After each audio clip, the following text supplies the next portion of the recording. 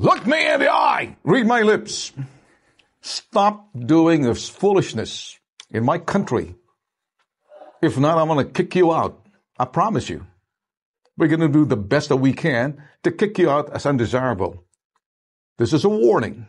Do not mess with us. Today I'm going to share a story of a foreigner who does not want to comply with local laws and seems to be a pest to the local people. This story was sent to me by Rob, so thank you guys. And if you want to go ahead and watch the full video, check out Bitag Ben Tofo. I've left a link in the description down below. You can go over there, check out the full video in Tagalog. Let's take a look and see what happened here. Para hindi na makaparada ang customer mo, binabalandra niya yung sasakyan sa tapat mismo. Ilang hakbang lang ng iyong tindahan. Dapat pwede siyang pumarada sa tapat niya lang. Maraming beses na po yan na tinawag ko ang barangay. Sinama ko po na para po pakiusapan at tanggalin po yung sasakyan niya. Ayaw niya makinig. Ang foreign nationals po dito ay bisita at ina-expect po natin na sumusunod sila sa mga batas po, whether local laws or national government laws, or else they will have to face the consequences. I'd like you to listen carefully, Greg Weiser. Look me in the eye. Read my lips. Stop doing this foolishness in my country. If not, I'm going to kick you out. I promise you. We're going to do the best that we can to kick you out as undesirable. This is a warning. Do not mess with us. Ako po ay isang vendor ng mga prutas sa Barangay Kakawan po, ang aming pong karatig barangay. Akin pong idinudulog ang aming pong problema sa foreigner na nakatira po sa tapat po ng aming pinagtitindahang kubo, na may attitude po siya na ayaw po magpa-parking kahit isang minuto o isang segundo man lang po sa kanyang tapat ng gate, na hindi naman po ito nakakaabala sa kanya kung magkataon man po na may bibili. Marami na po itong beses, sir, na umaabot na po na hindi na kami nakakabinta hanggang sa masira po ang aming panindang prutas. Sana, sir, kami po ay matulungan sa inyo sa aming pong reklamo. So makita niyo dyan, Sir Ben, yung mismong bahay niya may gate at mukhang may espasyo naman for parking. Now, kung puno naman siya, pwede naman niya din isampa dyan sa rampa or kung saan man. Yun nga yung punto ni Ma'am dito, na bakit kailangan iparada pa dun sa harap ng mismo niyang tindahan na ba'y mukhang may personalan na dito. Ivy, ang gusto niyang gawin, sa tuwing may mga customer ka, para hindi na makaparada ang customer mo, binabalandra niya yung sasakyan sa tapat mismo. Ilang hakbang lang ng iyong tindahan. Samantala, yung bahay niya, tapat ng tindahan mo, may kabilang kanto pa siya. May kalsada, yung kalsada sa gitna, yung sa'yo dito ka na sa gilid, doon siya pumaparada sa gilid mo na dapat pwede siyang pumarada sa tapat niya lang. Kasi ang napagitna ng kalsada tama? Yes po, sir. Anong sir, talaga, sinasadya po talaga niya, okay. Sir. Anong sinabi ng barangay dito? Sir, maraming beses na po yan na tinawag ko ang barangay. Tinawag ko po ang barangay, isinama ko po na para po pakiusapan at tanggalin po yung sasakyan niya. Ayaw niya makinig. Okay, sige. Ayaw po, sir. Sir, tumawag din po ako, sir, ng pulis. Ilang beses pa akong tumawag ng pulis para po patanggal yung sasakyan lang po. Okay, sige. Maghapon po talaga, hindi po niya tatanggal. Relax. Hinga. Bratatatat ka na. Nandito ka namin. Hindi ka naman iiwan. From my understanding, it seemed like this woman has a problem with a foreigner who lives across the street but parks his car near her shop that sells whatever she sells, and customers can't even park there because the guy from across the street is parking his car on the road. Guys, if you're a Filipino, please correct me in the comment section because the subtitles aren't the best, as you can tell. That's why I'm doing this, so we can go ahead and explain some of these things. So far, that's what I've gathered. Pakinggan ko muna si Romeo Calay, yung barangay ng Kakawan. Yung kapitan. Kapitan.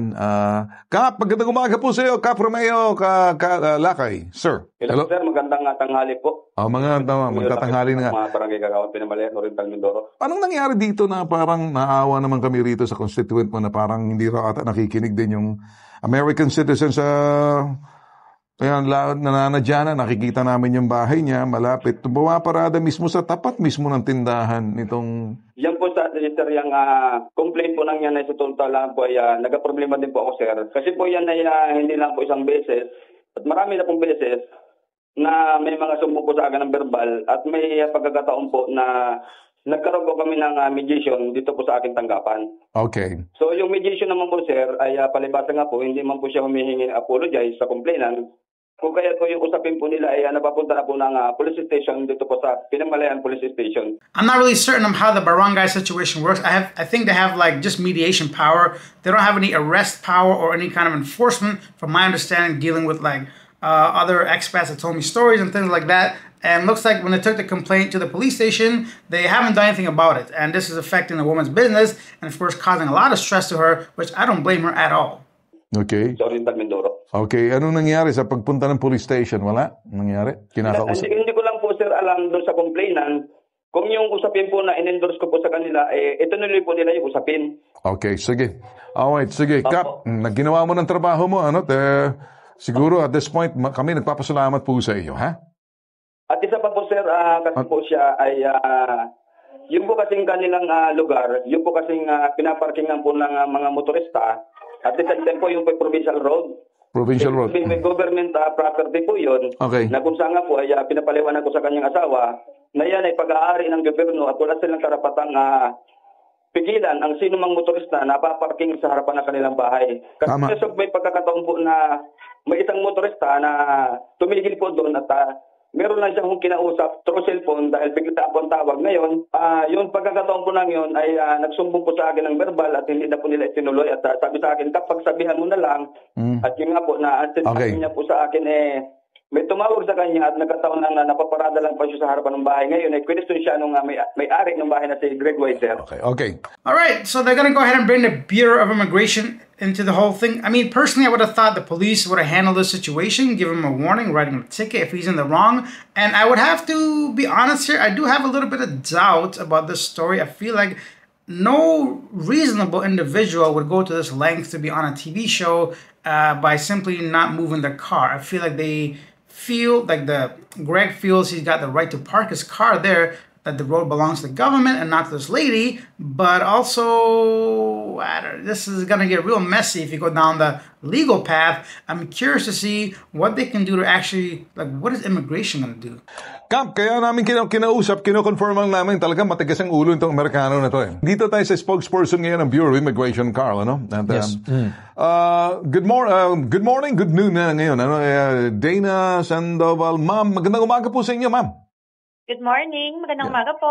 Can you imagine an American citizen, or not even a citizen, married to a Filipina, and then asserting himself, like, nakikita ko to sa mga police in action, ako minsan mga pagpaparada sa harap ng kalsada, wala na silang karapatan dyan, pagdating dyan, dahil unang-una, hindi naman may parking space naman siya sa loob ng kanyang bahay. Pero ito po, ma'am, would you consider this an undesirable alien or medyo siguro kunting reminder lang na nasa Pilipinas siya, may batas tayo rito, ma'am? Kapag ang foreign national po ay may mga ginagawang kalokohan dito sa Pilipinas, of course, kahit ito, parking po, this is a local issue na nare-resolve po at the barangay level. Pero dahil foreign national siya, titingnan po natin ang kanyang records. So far po, sir, nung tinignan natin yung records niya, wala naman siyang violation or hindi naman siya overstaying in terms of his visa. Pero yung actions niya po, kung nakikita at the barangay level that he is already, yung presence niya ay detrimental doon sa community, maaari pong i-report ito ng barangay or ng local government unit sa BI para makapag-initiate po tayo. Kasi maaaring hindi lang po ito yung ginagawa niya, maaaring may kung ano-ano pa siyang ginagawa sa paligid kung meron talagang attitude problem itong taong ito. Pwede po itong i-report sa BI para matingnan po natin kung pasok sa undesirability. Kasi kung siya po ay nakakagambala na doon sa community at yung kanyang presence ay kumbaga parusa na doon sa area, that could fall under undesirability. May sarili siyang parking area. Pwede na mag-park sa loob. Kung puno na ang parking niya, pwede na i-park din sa gilid ng kanyang bahay na pagitan ng tindahan at saka niya, malaki highway, national highway. Bakit kinakailangan iparada mo?